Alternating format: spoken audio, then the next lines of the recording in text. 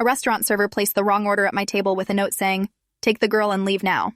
I wasn't even supposed to be at Meridian's that night. My original dinner plans had fallen through when my client canceled last minute, leaving me with a 7 p.m. reservation I almost didn't keep.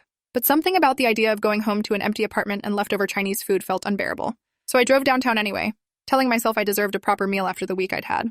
The server who approached my table moved like someone walking through a minefield. She was young, maybe 19, with the kind of nervous energy that comes from carrying secrets too heavy for your shoulders. When she set down the chicken parmesan I definitely hadn't ordered, her hands were shaking so badly the plate rattled against the table. "Excuse me," I started to say, but she was already walking away, moving too fast for someone supposedly delivering the wrong order. That's when I noticed the folded napkin tucked beneath the plate, the edges torn like someone had ripped it from the dispenser in desperation. The handwriting was all capital letters, pressed so hard into the paper that the ink had bled through to the other side. My heart started hammering as I read the words again. "Take the girl and leave now." The urgency in those 5 words made my mouth go dry. But when I looked around the elegant dining room, everything appeared normal. Soft jazz piano, clinking wine glasses, the usual Friday night crowd of business dinners and date nights. Then I saw her, the little girl at the table directly behind me, sitting between 2 men in expensive suits like a prisoner flanked by guards. She couldn't have been more than 7, with dark hair pulled back so tightly it looked painful, wearing a dress that was too formal and too big for her small frame. What made my stomach drop was how still she sat, like she'd been trained not to move or speak. The men were deep in conversation about numbers and schedules, their voices carrying that particular tone of people discussing business transactions. One was older, maybe 50, with silver hair and a Rolex that caught the restaurant lighting every time he gestured. The other looked younger but harder, with the kind of predatory stillness that made my skin crawl even from several feet away. "The client wants the package delivered Monday instead of Wednesday," the younger one was saying, checking his phone. "Can we accommodate the schedule change?" Package. They were talking about this child like she was cargo to be shipped, and the casual cruelty in their voices made me feel sick. I pretended to study my phone while watching them, trying to understand what I was witnessing. The little girl hadn't touched her food, hadn't spoken, hadn't even lifted her head to look at the men beside her. Her hands were folded in her lap, and I could see her shoulders trembling slightly with each breath. The server reappeared at their table, moving with the same nervous energy I'd noticed before.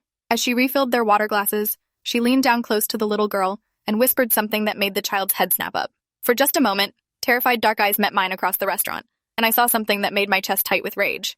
This child was silently screaming for help, and I was the only person in this room who seemed to notice. The server had somehow identified me as someone who might act, though I had no idea why. Maybe it was because I was dining alone, or maybe she'd seen something in my face when our eyes met earlier. Whatever the reason, she'd handed me a responsibility I couldn't ignore. The older man's phone rang, and his conversation became more animated as he discussed what sounded like logistics. "The transport leaves at midnight," he said, loud enough for nearby tables to overhear. "Everything needs to be ready for immediate departure. Transport. Midnight departure." The pieces were falling together in a way that made me want to scream. I pulled out my phone and opened the camera app, pretending to take a selfie while actually recording their conversation. The younger man was nodding along, occasionally interjecting with comments about quality control and client specifications that made my skin crawl with their implications. "What about the other inventory?" the younger one asked, consulting what looked like a list on his phone. "How many units are ready for next week's shipment?" Units. They were talking about children like inventory in a warehouse, and I was listening to them plan what sounded like a trafficking operation.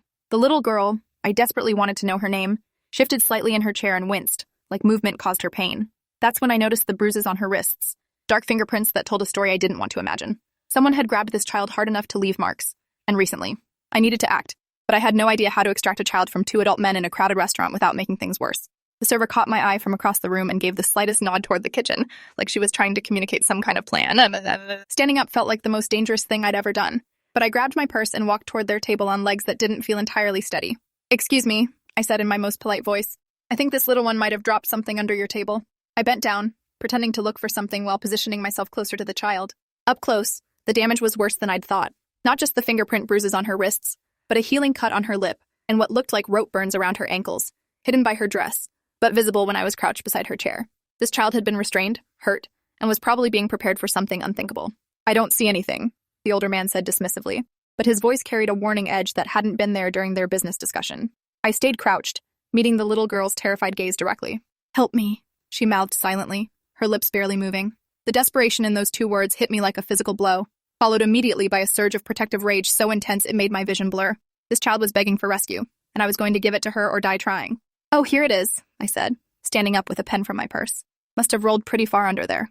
I handed the pen to the girl, and when she took it, her small fingers wrapped around mine with desperate strength. She was holding on to me like I was a lifeline. And maybe I was. The younger man's phone buzzed with what sounded like an urgent message, and his face darkened as he read it. "We have a problem," he told his companion quietly. "The pickup location has been compromised. We need to move to the backup plan immediately." My blood turned to ice as I realized I was listening to criminals adapt their strategy in real time. Whatever they had planned for this child, they were accelerating the timeline, which meant I had minutes rather than hours to get her away from them. I moved back toward my table, but slowly, keeping the girl in my peripheral vision. The server reappeared with their check, and as she set down the leather folder, she deliberately fumbled and dropped her order pad. Papers scattered across the floor around their table, creating a brief distraction. In those precious seconds of chaos, the little girl slipped out of her chair and took 3 quick steps toward me. I reached out instinctively, and she grabbed my hand with both of hers, pressing herself against my side like she was trying to disappear into my shadow. "Elena, sit down immediately," the older man commanded, his voice sharp enough to cut through the restaurant's ambient noise. Elena. Finally, I had a name for the child whose life I was trying to save, but Elena was shaking her head, clinging to me with desperate determination. "I think she just wants to stretch her legs," I said casually, though my heart was pounding hard enough to make me dizzy. Kids get restless sitting still for too long, especially during long business dinners. I kept my voice light while my free hand moved toward my phone. The younger man stood up abruptly, his chair scraping against the floor with enough force to draw attention from other diners. "Elena needs to come with us now," he said, reaching for her arm with barely controlled aggression. "We have somewhere very important to be, and we're already behind schedule." Elena shrank back against me, her fingernails digging into my palm through sheer terror. "They're not my family," she whispered, so quietly I had to strain to hear her. "They took me from the school playground yesterday. My real mom is still looking for me." The revelation hit me like lightning, followed immediately by a wave of rage so pure it made my hands shake. This wasn't a family dispute or custody disagreement. This was kidnapping, and I was standing in the middle of it with a terrified child who had somehow found the courage to ask for help. "Actually," I said, my voice getting stronger as maternal instincts I didn't know I possessed kicked into overdrive, "Elena looks a little tired. Maybe she'd like to sit with me for a few minutes while you gentlemen finish your important business discussion." I pulled out my phone openly now, no longer pretending this was casual. The older man's entire demeanor changed, the polished businessman mask dropping to reveal something cold and predatory underneath. "That won't be necessary," he said, moving around the table toward us with deliberate menace. "Elena belongs with us, and we don't appreciate interference from strangers." "Elena doesn't belong to anyone," I replied, stepping backward and pulling the child with me.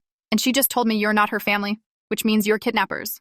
I said the word loudly enough for nearby tables to hear, hoping to draw attention from other diners. "You're making a very serious mistake," the younger man said, his hand moving inside his jacket in a way that made my stomach drop. "This is a private family matter, and you have no idea what you're interfering with." "I know enough," I shot back, my thumb finding the emergency dial on my phone. "I know a terrified child when I see one, and I know kidnappers when I'm talking to them." Elena's grip on my hand tightened as she realized I was fighting for her. The server who had started this whole thing materialized at my elbow, her young face pale but determined. "I already called the police," she announced, loud enough for both men to hear. "They're 3 minutes away, and I told them exactly what I've been watching all evening." Both men heard her declaration, and their careful composure cracked completely. The younger one's hand moved further inside his jacket, and I caught a glimpse of something black and metallic that made my blood freeze. These weren't just kidnappers. They were armed kidnappers with nothing left to lose. "Everyone needs to stay very calm," I said loudly, hoping to alert other diners without causing panic. "Elena and I are just going to walk slowly toward the front door now." I started moving backward, keeping Elena close and my eyes on both men. The older man blocked our path to the exit, his smile now sharp and threatening. "I don't think you understand what you've stumbled into," he said quietly. "This is bigger than one little girl, and you're about to make enemies you can't imagine." "Let me worry about my enemies," I replied, surprised by the steadiness in my own voice. "Right now, I'm more concerned about getting Elena away from hers." I raised my voice on the last part, making sure everyone in the restaurant could hear the word enemies in connection with these men. The atmosphere in Meridians had shifted dramatically. Other diners were standing up, pulling out phones, whispering urgently to each other. A man at the bar was speaking rapidly to someone on his cell phone, while a couple near the window had moved closer to the exit, clearly preparing to run if necessary. "You have no idea what you're destroying," the younger man snarled, his hand now visibly gripping something inside his jacket. "Elena is worth more money than you'll see in your entire lifetime. You're costing us a fortune by interfering." The casual admission that they were selling this child hit me like a physical blow. Elena made a small sound of terror and pressed closer against me, her whole body shaking. I could feel her tears soaking through my shirt as the reality of what these men had planned for her sank in. "Money?" I said, my voice rising with outrage. "You're talking about selling a child like she's property?" The accusation carried across the restaurant, and I could see other patrons reacting with shock and disgust.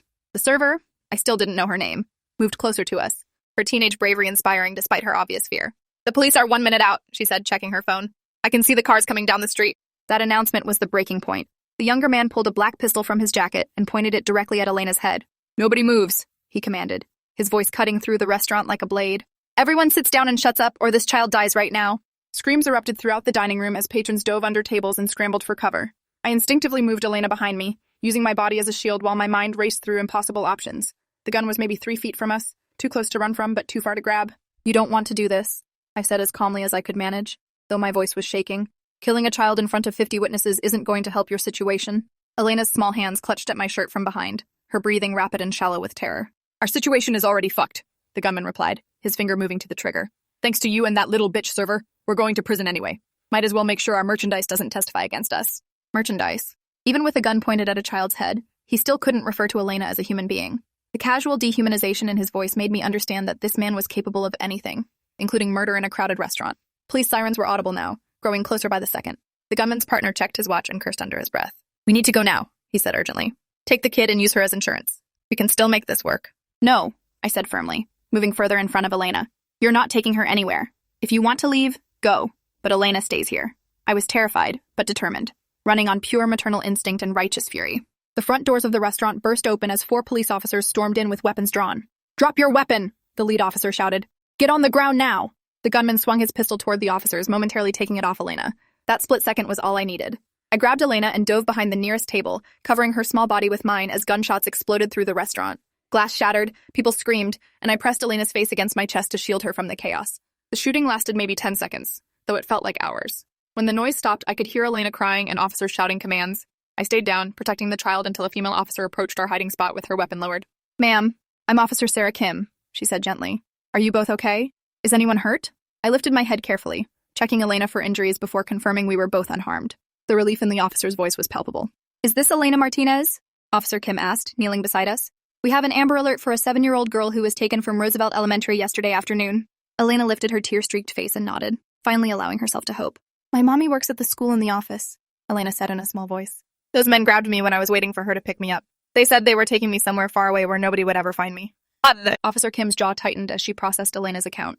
Well, they were wrong about that, she said firmly. Your mom has been looking for you everywhere, and she's going to be so happy to know you're safe. She looked at me with gratitude and curiosity.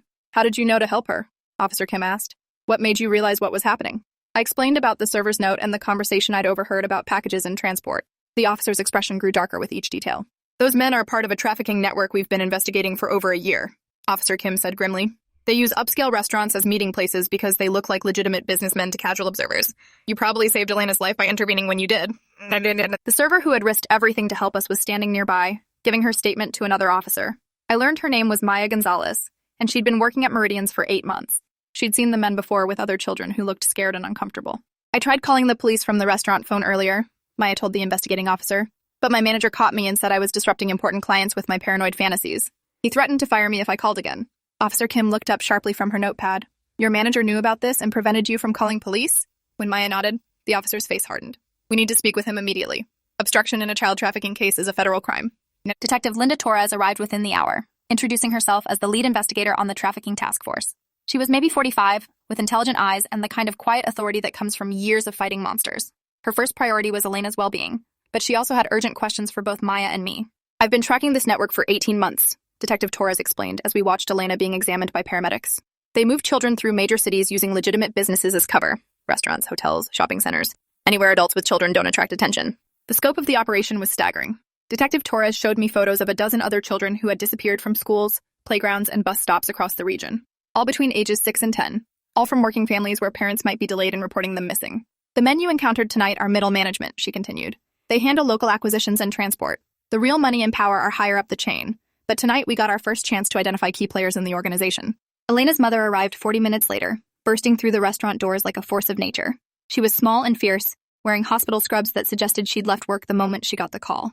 When she saw Elena, safe and alive, she collapsed to her knees and sobbed with 3 days' worth of terror and relief. Mija, mi amor, my baby, she cried, switching between English and Spanish as Elena ran into her arms. They held each other like they were afraid to let go, both crying and laughing at the same time. Watching their reunion broke my heart and filled it simultaneously. Elena's mother looked up at me through her tears, still holding her daughter tight. You saved my baby, she said, her voice thick with emotion. How do I thank someone for giving me back my child? I knelt beside them, overwhelmed by the enormity of what had almost been lost. You don't have to thank me, I said softly. Any mother would have done the same thing. But even as I said it, I wondered if that was true. How many people had seen scared children with adults and assumed it wasn't their business to interfere? Detective Torres continued her investigation throughout the night, using the evidence from the restaurant to execute search warrants across the city. The 2 men, one was dead from the shootout, the other critically wounded, had been carrying phones with extensive contact lists and communication records. This arrest is going to crack the case wide open, Detective Torres told me as dawn approached. The surviving suspect is already asking for a deal in exchange for information about the network's structure. Your intervention tonight didn't just save Elena, it's going to help us rescue dozens of other children. Maya was fired from Meridians the next morning, despite being hailed as a hero by police and media. Her manager claimed she had violated company policy by disrupting customers and involving law enforcement in unsubstantiated accusations. The decision sparked outrage and led to boycotts that eventually forced the restaurant to close. 2 weeks later, I attended Elena's 8th birthday party in a community center decorated with balloons and homemade banners. She was a different child, laughing, playing, acting like the little girl she should have been all along. When she saw me arrive, she ran over and hugged my legs with fierce affection. "I told everyone you're my hero," she announced proudly. "Mommy says heroes are people who help when they're scared." Her simple definition of heroism stayed with me long after the party ended. The federal investigation that began with Elena's rescue ultimately led to the arrests of 43 people and the rescue of over 100 children from trafficking situations. Maya enrolled in law enforcement training and was eventually hired by the FBI's Child Exploitation Unit, where her experience gave her unique insight into recognizing victims. Detective Torres called me when the final convictions came through, her voice lighter than I'd ever heard it. The surviving shooter got life without parole, and his cooperation led us to 3 major trafficking hubs. Elena's case became the key that unlocked the entire network. I still think about that night sometimes, especially when I'm dining alone and notice servers who seem nervous, or children who look uncomfortable with their adult companions. Most of the time, everything is innocent and normal. But sometimes, I catch a server's eye or see a child who needs help, and I remember that ordinary people in ordinary places have extraordinary power to change lives. The most important lesson I learned is that heroism isn't about being fearless or strong. It's about reading a note that says, "Take the girl and leave now," and choosing to act on it, even when you're terrified and unprepared. Because somewhere, a mother is desperately searching for her missing child, and a little girl is waiting for someone brave enough to see that she needs help. Sometimes the difference between tragedy and triumph is one person who decides that a stranger's child is worth protecting, no matter the cost.